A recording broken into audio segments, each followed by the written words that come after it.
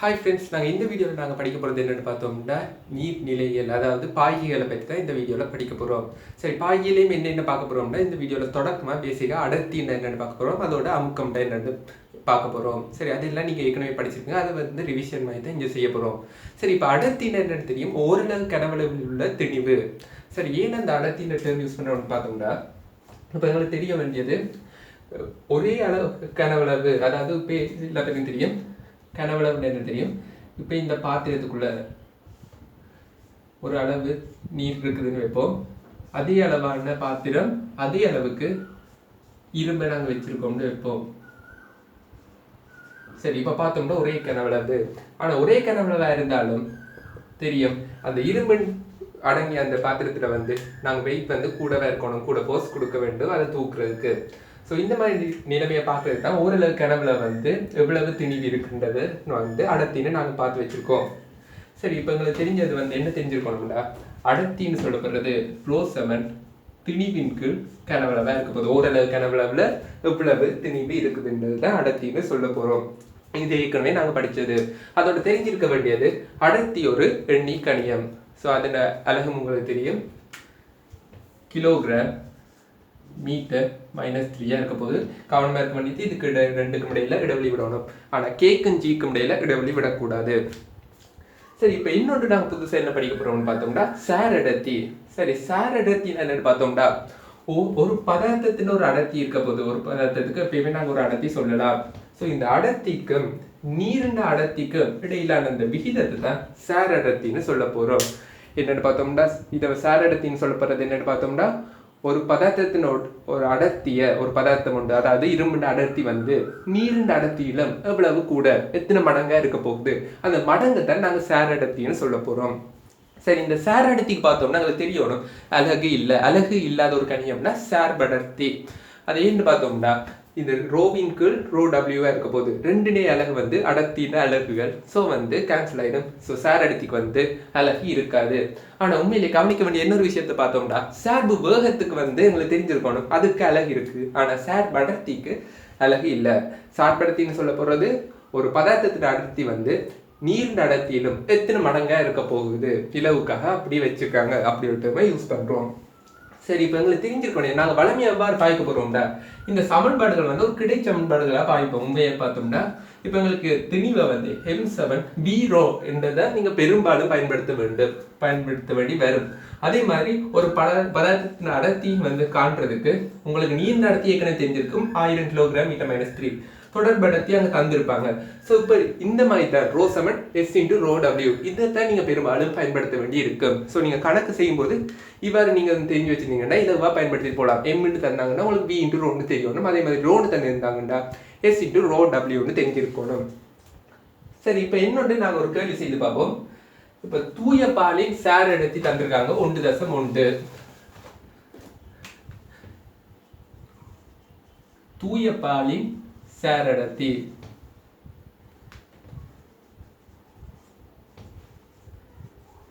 1.1 தரப்பட்டிருக்கு. அதே மாதிரி பார்த்தோம்னா விநியோகித்த பாலின் சார் அடர்த்தி விநியோகித்த பால தந்திருக்காங்க, அதோட சார் அடர்த்தியும் தந்திருக்காங்க. அது வந்து எவ்வளவா இருக்க போகுதுன்னு பார்த்தோம்னா 1.05 இருக்க போகுது.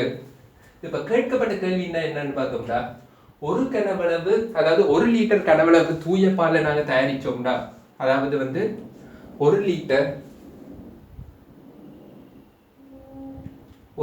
தூய பால்ல வந்து நாங்க எவ்வளவு தண்ணியை சேர்த்தா இந்த விநியோகித்த பால் அந்த சார் அடர்த்தி கிடைக்கும், அதுதான் உங்களுக்கான கேள்வி. இப்போ இந்த வீடியோ போஸ்ட் பண்ணி செய்து பாருங்க. என்ன கேள்வின்னு பார்த்தோம்னா 1 லிட்டர் தூய பால் இருக்கு, இந்த தூய பாலுக்கு எவ்வளவு திணிவு நீர் சேர்த்தா வந்து சார் அடர்த்தி 1.05 உள்ள அந்த விநியோகித்த பால் வந்து கிடைக்கும். இப்ப இதுல நீங்க கணக்கெடுக்க வேண்டியது என்ன தரவுகள் இருக்கலாம்னா இதுல கனவளவும் திணிவும், அதாவது மொத்த கனவளவு மாற்றம் இல்லை, அதாவது ஏதோ ஒரு தாக்கம் நடக்கல. இப்ப தூய பால் கனவளவு 2 லிட்டர், தண்ணியின் கனவளவு 1 லிட்டர்னா மொத்த கனவளவு 3 லிட்டர் எடுங்க. அவ்வாறு அந்த கனவளவுல மாற்றம் ஏற்படையில தொகுதியின் கனவளவு மாறாம இருக்கு, அதே மாதிரி திணிவும் மாறாம இருக்கு. ஸோ வீடியோ போஸ்ட் பண்ணிட்டு செய்து பாருங்க. சரி, இப்போ பார்த்தோம்னா இந்த கேள்வி இந்த மாதிரியான கேள்விகள் வரும்போது இலகுவா என்ன வழி செய்யலாம்னா நீங்க திணிவை சமப்படுத்தி விட்டீங்கன்னா சரி.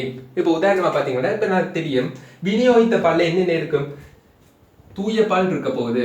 இந்த தூய பால் திணிவு இருக்கணும், தூய பால் இருக்கும், அதை விட நீரும் இருக்க போகுது. ஸோ இந்த நீரையும் கூட்டும் போது என்ன நடக்க போகுது, விநியோகித்த பால் திணிவு வரப்போகுது. இவெல்லாம் நீங்க டிரெக்டா எழுதலாம். இந்த மாதிரியான கேள்விகள் பெரும்பாலான கேள்விகளுக்கு நீங்க திணிவை சமப்படுத்தி விடையை எடுத்துக்கொள்ளலாம். சரி, இப்போ எடுத்தாச்சு. தூய பாலின்றையும் நீரினையும் திணிவை கூட்டும் போது விநியோகித்த பாலின் திணிவு, காரணம் வந்து அவங்க தந்திருக்காங்க, திணிவு மாற்றம் இல்லை, அதோட கனவு மாற்றமும் இல்லை. சரி, இப்போ உங்களுக்கு தரப்பட்ட தரவை பார்த்தோம்னா இதுல 1 லிட்டர் தந்திருக்காங்க, வேற இந்த சார் அடர்த்திகள் 2 தந்திருக்காங்க. சரி, இப்போ நான் எழுதலாம். இதை M1 எடுத்தேன்னா இது M2, இது வந்து M1 + M2 இருக்க போகுது. சரி, நாங்கள் இப்போ படித்த சமன்பாடின் படி M = V × ρ. அது ஏற்கனவே நாங்கள் இப்போ தான் இந்த சமன்பாடு படித்தோம். நாங்கள் ஏற்கனவே சொல்லியிருந்தேன் இந்த மாதிரி தான் நாங்கள் சமன்பாடுகளை யூஸ் பண்ணி வேண்டி வரும். M = V ρ அந்த மாதிரி தான் நாங்கள் டிரெக்டாக சமன்பாடை யூஸ் பண்ணி வேண்டி வரும். ஸோ M1 இருந்துச்சுன்னா இதில் கனவுளவு தெரியும், V வந்து 1 இருக்க போகுது. அடுத்தது வந்து அடர்த்தி வந்து ρ1 எடுப்போம், 1 × ρ1. சரி, இப்போ நீருக்கு எழுதணும் V × ρ. நீருண்ட கனவுளவு எனக்கு தெரியல, ஸோ V எடுப்போம். இப்போ அடுத்தது நீருண்ட அடர்த்தி. ஸோ எல்லா பேருக்குமே தெரியும் நீருண்ட அடர்த்தி வந்து 1000. அதை நாங்கள் ρw இப்போதைக்கு வச்சிருப்போம். அதுக்கான காரணத்தை இப்போ பார்ப்போம். சரி, இப்போ V × ρw. இப்போ விநியோகித்த பாலுக்கு என்ன செய்ய போகிறோம், V × ρ தான் பாவிக்க போகிறோம். கனவுளவு எவ்வளவா இருக்கும்னு தெரியணும். V + 1, அதாவது தூய பால் 1 லிட்டர் இருக்க போது, நீரின கனவுளவு V m³ இருக்க போகுது. V லிட்டரா இருந்துச்சுன்னா மொத்த கனவுளவு வந்து V + 1 இருக்கும். அடுத்தது வந்து அடர்த்தி வந்து ρ2 வைப்போம். சரி, இவ்வாறு எல்லாத்தையும் போட்டாச்சு. இப்போ உங்களுக்கு தெரிய வேண்டியது V தெரியணும், ρ1 ρ2. சரி, ρ1 ρ2 எவ்வாறு காணலாம்னு பார்த்தா இந்த தந்திருக்காங்க சார் அடர்த்தி. ஸோ நாங்கள் சார் அடர்த்தியிலேருந்து எப்படி அடர்த்தி காட்டுறேன்டா, ρ = S × ρw. இது வந்து நாங்கள் இப்போ தான் சமன்பாட்டில் படித்தோம். ஸோ அதுவும் நான் சொல்லியிருந்தேன் இவ்வாறு தான் பயன்படுத்த வேண்டி வரும். ρ = S × ρw அந்த வடிவத்தில் தான் நீங்கள் பெரும்பாலும் பயன்படுத்த வேண்டி வரும். ஸோ இப்போ ρ1 தெரியும், S × ρw. S வந்து 1.1 ρw + V × இதையும் ρw வச்சிருக்கோம். So V + 1. இது இந்த சார் அடர்த்தி வந்து 1.05 தரப்பட்டிருக்கு. ஸோ இது நீங்கள் போட்டிங்கன்னா 1.05 × ρw.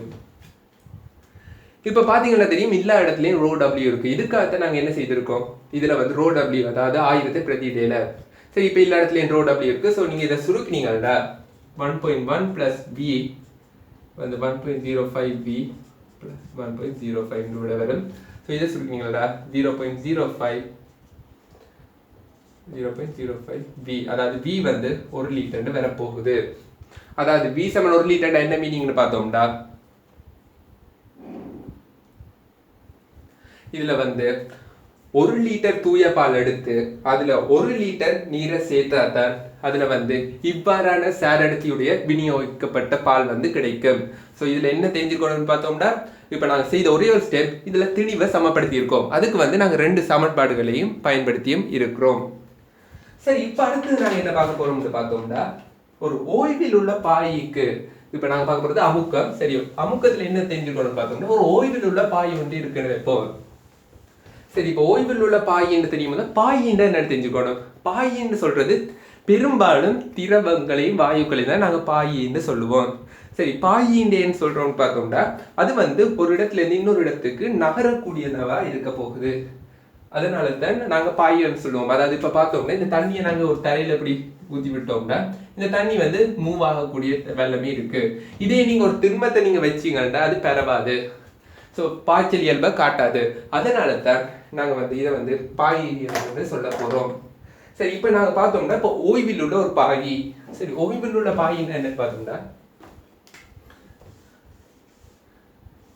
சரி இவ்வாறு ஒரு மூவைக்குள்ள நாங்கள் தண்ணி எடுத்திருந்தோம்னா அந்த தண்ணி வந்து ஒரு இயக்கமும் நடக்காது. அதாவது எந்த பக்கம் இந்த தண்ணி மூவ் ஆகுது அப்படியே நிற்க போகுது, நிலையாக இருக்க போகுது. இதை நாங்கள் சொல்ல போகிறோம் ஓய்வில் உள்ள பாயி. சரி, இந்த ஓய்வில் உள்ள பாய்க்கு என்ன நடக்கும்னு பார்த்தோம்னா இதுல வந்து நாங்கள் பயன்படுத்தக்கூடிய விசை வந்து இந்த பாய் வந்து தொடர்ச்சியாக ஓய்வில் இருக்க நாங்கள் வந்து நிலை குத்தா கொடுத்தா மட்டும்தான் இந்த பாய் ஓய்வில் இருக்கும். உதாரணமா பார்த்தோம்னா இப்போ நான் வந்து இதில் தண்ணியை வச்சிருக்கேன். நான் வந்து என்ன செய்யறேன்டா இந்த பக்கமா ஒரு விசையை கொடுப்போம், அதாவது இந்த பக்கமா ஒரு விசையை கொடுக்குறேன்னு வைப்போம். சரி, இந்த பக்கமா ஒரு விசையை கொடுத்தா என்ன நடக்கும்டா, இந்த பாய் என்ன நடக்கும், இதன் ஒரு கூரை நான் பிரிச்சோம்டா ஒன்று நிலை குத்தா இருக்கும், ஒன்று கிடையா இருக்கும்.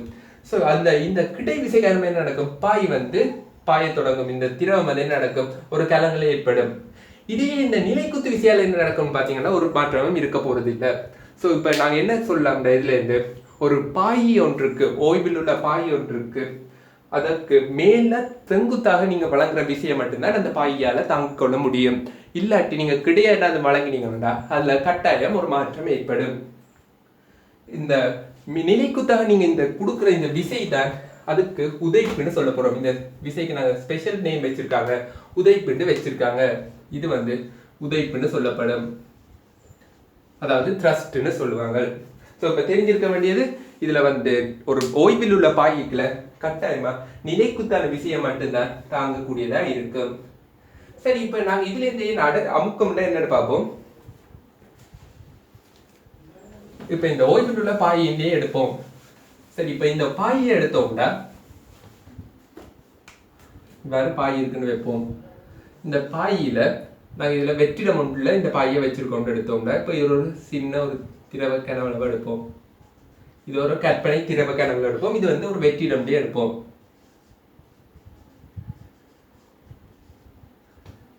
இந்த நாங்க கொடுக்குற அந்த உதைப்பால ஒரு அமுக்கம் ஏற்படுத்தப்படும். அதை தான் நாங்க இதுல இருந்து பார்ப்போம். இப்ப நாங்க ஃபர்ஸ்டா வந்து இது ஒரு வெற்றிடமா எடுத்துருவோம். வெற்றிடம்னா தெரியும், மேல வலி இல்லை. அப்படி ஏன் வெற்றிடம் சொல்றோம்னா, தச்சில உங்களுக்கு வலி இருந்துச்சுன்னா அந்த வலியின் ஒரு திணிவு காரணமாக, அதாவது நீங்க பாத்தீங்கன்னா இப்ப சாதாரணமா இருக்கும்போது எங்களோட மேல ஒரு வலி அமுக்கம் இருக்கும். காரணம் அவ்வளவு தூரத்துக்கு அந்த வளிமண்டலம் வந்து எங்களை விட பயங்கர பெருசா இருப்பது, பயங்கர தூரத்துக்கு இருக்கும். ஸோ அவ்வளவு வலியும் சேர்ந்து வந்து எங்களோட மேல ஒரு அமுக்கம், ஒரு நிறை காரணமாக, வலி மூலக்கூறு நிறை காரணமாக எங்களோட மேல ஒரு அமுக்கத்தை கொடுத்துட்டே இருக்கும். அதாவது ஒரு ப்ரெஷர் வந்து எங்களோட இருந்துட்டே இருக்க போகுது. ஸோ அதனால தான் நாங்கள் இப்போ அதை இல்லாமல் செய்யறதுக்காக இப்போ வெற்றிடம்னு காய்ச்சிருக்கோம். ஸோ மேலேருந்து ஒரு ஃபோர்ஸும் இப்போ கிடைக்கல. அப்படி பார்த்தோம்னா இப்போ திரவம், இந்த உருளையில நிறைய பார்ப்போம். இந்த திரவ உருளைக்கு ஒரு நிறை இருக்க போகுது mg. சரி, இது எல்லாருக்கும் தெரியும் திரவ உருளை. இதை வந்து நாங்கள் கற்பனையாக ஒரு திரவ உருளையாக கருதினோம்னா அதில் நிறை இருக்க போகுது, mgன்ற ஒரு நிறை இருக்க போகுது. சரி, இப்போ பார்த்தோம்னா இப்போ இதில் வந்து என்ன நடக்கும்னு பார்த்தோம்னா, இந்த புள்ளியில வந்து இப்போ இதை வந்து சமநிலையில் இருக்கணும்னா கட்டாயமா இங்க ஒரு விசை இருக்கணும். கட்டாயமா இந்த விசை இல்லாட்டி, நாங்கள் ஏற்கனவே படிச்சிருக்கோம் இரு விசைகளின் சமநிலை, அதாவது பரமண்டல சமனானது திசைகளில் எதிராக ஒரு விசை கட்டாயமா இருக்கணும். அப்ப அது இருந்தால் என்ன நடக்க போகுது, இப்போ அந்த பொருள் வந்து சமநிலையில இருக்க போகுது. ஸோ இப்போ பார்த்தோம்னா இந்த திரவ உருளைக்கு h உயரமுடைய திரவ உருளைன்னு எடுத்தோம்னா இதுல எங்களுக்கு பார்க்க வேண்டியது, இதுல வந்து mgன்ற ஒரு நிறை இருக்க போது, அதுக்காக காரணமாக என்னன்னு பார்த்தோம்னா இந்த இடத்துல அமுக்கம்னு ஒன்று இருக்க போகுது. அதன் காரணமாக, அந்த அமுக்கம் காரணமாக ஒரு விசை மேல் நோக்கி இருக்க போகுது. இதன் காரணமாக தான் இந்த பொருள் சமநிலையில இருக்கு. சரி, இப்ப நாங்க பார்த்தோம்னா அமுக்கம்னா தெரிய வேண்டியது என்னன்னு பார்த்தோம்னா, ஓரளவு பரப்பளவில் செங்குத்தாக தொழிற்படுகின்ற விஷயத்தை நாங்க அமுக்கம்னு சொல்ல போறோம். அதாவது வந்து அமுக்கம் வந்து ஒரு எண்ணிக்கணியாக தான் இருக்க போகுது. இப்போ எங்களுக்கு தெரிஞ்சிருக்க வேண்டியது என்னன்னு பார்த்தோம்னா, ஓரளவு பரப்பில் செங்குத்தாக தொழிற்படும் விசை. அதுக்கு தான் நாங்கள் ஃபர்ஸ்டா பார்த்தோம் உதைப்புன்ற ஒரு விசையை பற்றி தான் பார்த்தோம். அதாவது செங்குத்தாக தொழிற்பட்டா தான் அந்த பாய் வந்து ஓய்வில் இருக்க போகுது. அதனால தான் நாங்கள் இங்கே சொல்லணும், செங்குத்தாக தொழிற்படுகின்ற விசை காரணமாக தான் அமுக்கம் ஏற்படுத்தப்பட போகுது. அதாவது நீங்க நாங்கள் கிடையா கொடுத்தீங்கன்னா கட்டாயமா அந்த பாய் இயங்க தொடங்கிடும்.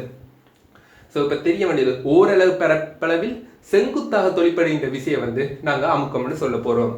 இப்போ தெரியும் P7 F/A. நான் ஏற்கனவே சொல்லியிருந்தேன், இதை எவ்வாறு நாங்கள் பெரும்பாலும் பயன்படுத்துவோம்னா F7 P/A இந்த வடிவில் தான் பெரும்பாலும் பயன்படுத்துவோம்.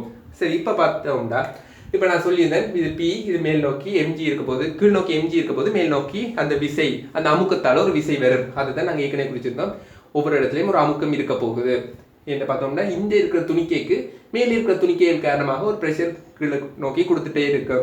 அதே மாதிரி இங்கே இருக்கிற புள்ளியை பார்த்தோம்னா, இங்கே இருக்கிற துணிக்கையை பார்த்தோம்னா இவ்வளவு தண்ணியாலேயும் ஒரு விசை ஒன்று கீழே கொடுத்துட்டே இருக்கும். அதன் நிறை காரணமாக பிடிச்சு தள்ளும். ஸோ அதனால அமுக்கம் ஏற்படுத்தப்பட போகுது. சரி, இப்போ பார்த்தோம்னா F7 P/Aன்னு தெரியும். இப்போ நாங்கள் சொல்லியாச்சு, இந்த F வந்து mgக்கு சமனாக இருக்கணும். F7 mgயா இருக்கணும் இந்த திரவம் வந்து ஓய்வில் இருக்கிறதுக்கு. சரி, இப்போ பார்த்தோம்னா இந்த எஃப்க்கு வந்து நாங்கள் அமுக்கம் சார்பாக எழுதலாம். அதாவது இந்த நான் புள்ளி எக்ஸ் எடுக்கிறேன், இந்த எக்ஸ்ல தான் நாங்கள் இந்த விசை எக்ஸ் தொழிற்படுதுன்னு வைப்போம். ஸோ இப்போ எக்ஸ்ல இருக்கிற அமுக்கம் தெரியும், Pன்னு தெரியும், இந்த குறுக்கோட்டு பரப்பை நாங்கள் ஏன்னு எடுப்போம்.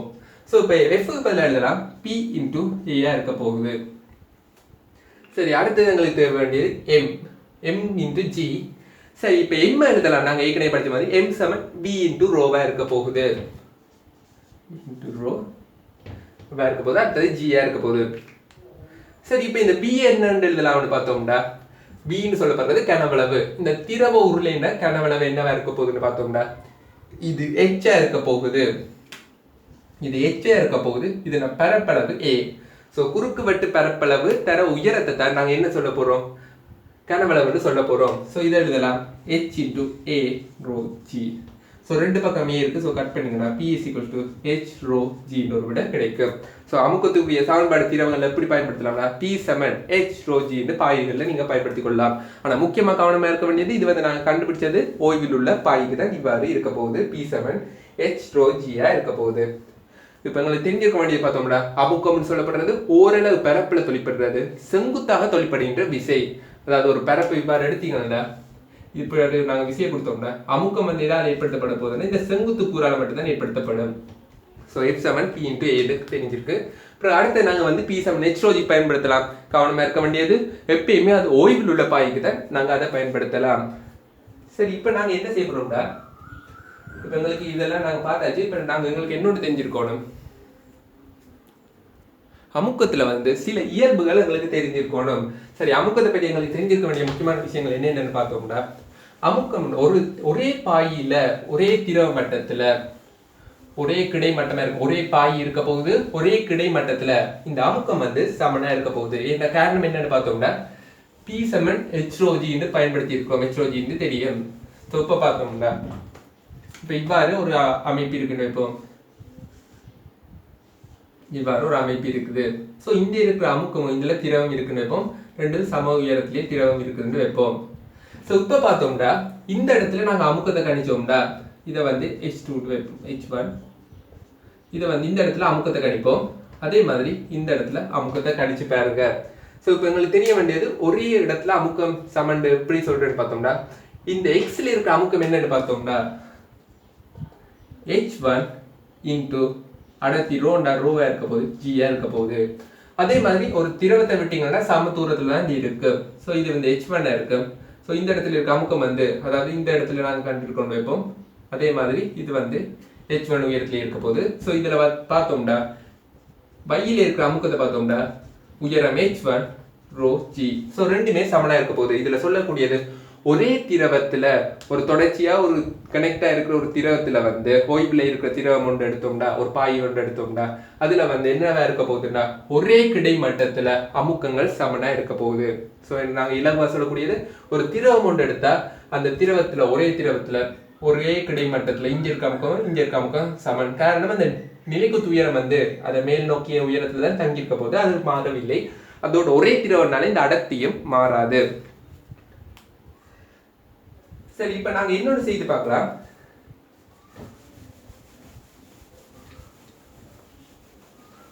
இப்ப நாங்க பார்க்கலாம் ஏன் அவ்வாறு அந்த ஒரே நீளத்துல வருதுன்னு பார்ப்போம். அதாவது இரு முனைகள்ல வந்து நாங்க இவ்வாறு தனியை நிரப்பி வச்சிருப்போம்.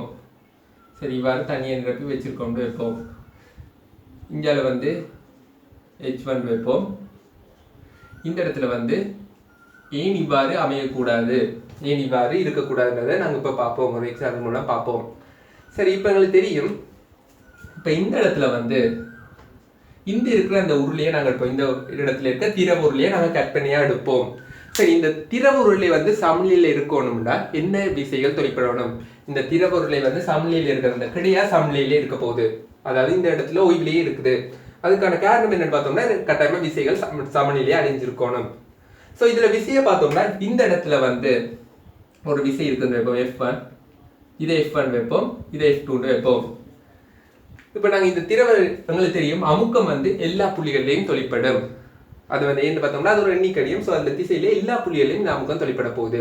ஸோ இப்போ இந்த திரவ உருளையை எடுத்தோம்னா, இப்போ இந்த திரவ உருளைக்கு இந்த இடத்துல ஒரு விசை கிடைக்க போகுது. இதுல F1 ஒரு விசை கிடைக்குது, இதுல F2 விசை கிடைக்குதுன்னு வைப்போம். ஸோ இப்போ பார்த்தோம்னா இந்த F1 வந்து F2க்கு சமனா இருக்கணும். அவ்வாறு இருந்தால் மட்டும்தான் ஓய்விலே இருக்கும் இந்த பாயை, இந்த திரவ உருளை ஓய்விலே இருக்கும். ஸோ இந்த F1 எழுதலாம் எவ்வாறு பார்த்தோம்னா, நாங்கள் ஏற்கனவே சொல்லியிருந்தோம் F7 P இன்டூ ஏ இருக்க போகுது. ஸோ இதில் இருக்க அமுக்கத்தை எழுதினேன் P1 என்று எழுதுவோம். ஸோ இதில் இருக்க அமுக்கத்தை எழுதினோம்னா P1 into A. அதே மாதிரி இதில் இருக்க அமுக்கத்தை எழுதினோம்னா இதை P2 எடுத்தோம்னா P2 into A என்று எழுதுவோம். சரி, இப்போ செய்யலாம். இதில் வந்து ரெண்டுமே சமனாக இருக்க போகுது, ஏயும் சமனாக இருக்க போகுது. ஸோ இதில் என்ன சொல்லலாம், P1 சமன் P2 இருக்க போகுது. இதை டிரெக்டாக சொல்லலாம். சரி, இப்போ P1 சமன் P2ன்னு சொல்லியாச்சு. இப்போ P1 நாங்கள் கணிக்கிறதுக்கு நான் சொல்லலாம், இந்த இடத்துல இருக்க அமுக்கம் என்னவா இருக்க போகுதுன்னா, இந்த இடத்துல இருக்க அமுக்கம் என்னவா இருக்க போகுது, இந்த திரவ நிரலால, அதாவது H1 எடுத்தோம்னா இதை வந்து நாங்கள் P0 எடுப்போம். அமுக்கம் வளிமண்டல அமுக்கம் P0 எடுத்தோம்னா இந்த அமுக்கம் P0 plus H1 rho into ஜியா இருக்க போகுது. ஸோ P1 பதில் எழுதலாம் P0 பிளஸ் H1 ரோ ஜியா இருக்க போகுது. ஸோ அமுக்கம் ஒரு எண்ணிக்கணையும். ஸோ நீங்கள் டிரெக்டாக கூட்டிகிட்டே போகலாம். அதாவது வளிமண்டல அமுக்கம் இங்கே தாக்க போகுது P0, அதோட இந்த நீர்நிலை காரணமாக இந்த இடத்துல வந்து H1 ரோஜி அட் ஆக போகுது. ஸோ இதில் வந்து P0 பிளஸ் H1 ரோஜியா இருக்க போகுது. அதே மாதிரி நாங்கள் இந்த பக்கம் கண்டோம்னா P0 இந்த இடத்துல அமுக்கம், அதோட இந்த இதை நீங்கள் கூட்டினீங்கன்னா திரவ நிரலில் இருக்க அமுக்கத்தை கூட்டினீங்கன்னா பிளஸ் H2 ரோஜி. ஸோ இதில் எல்லாமே சமனாக இருக்கனால கட்டாயமாக H1 சமன் H2 இருக்கணும். இதன் காரணமாக தான் பார்த்தோம்னா நீங்கள் ஒரு இவ்வாறான ஒரு அமைப்பை எடுத்து நீங்கள் ரெண்டு பக்கம் ஒரு பக்கத்தில் நீங்கள் தண்ணி விட்டீங்கன்னா கட்டாயமாக அந்த அமைப்பில் வந்து சமனாக இருக்கும். தச்சையில சமன் இல்லாமல் இருக்கிறது காரணம் வந்து இதில் வந்து ஏதாவது ஒன்று கட்டாயமாக மாறி இருக்கணும், இல்லாட்டி கட்டாயமாக ஒரே மட்டத்தில் தான் இருக்க போகுது. சரி, இதுல உங்களுக்கு முக்கியமா தெரிஞ்சுக்க வேண்டியது பார்த்தோம்னா அமுக்கம் வந்து எல்லா புள்ளிகளையும் தொழிற்படும். அடுத்தது பார்த்தோம்னா அமுக்கம் வந்து ஒரே திரவத்துல, அதாவது ஒரே பாயில இருக்கிற ஒரே கிடைமட்டத்துல அமுக்கங்கள் வந்து சமனா இருக்கும். ஸோ இந்த வீடியோ உங்களுக்கு பிடிச்சிருந்தா மறக்காம உங்களோட சேனலை சப்ஸ்கிரைப் பண்ணுங்க. அதே மாதிரி உங்களோட ஃப்ரெண்ட்ஸ்டையும் இந்த சேனலை ஷேர் பண்ணுங்க. தேங்க்யூ.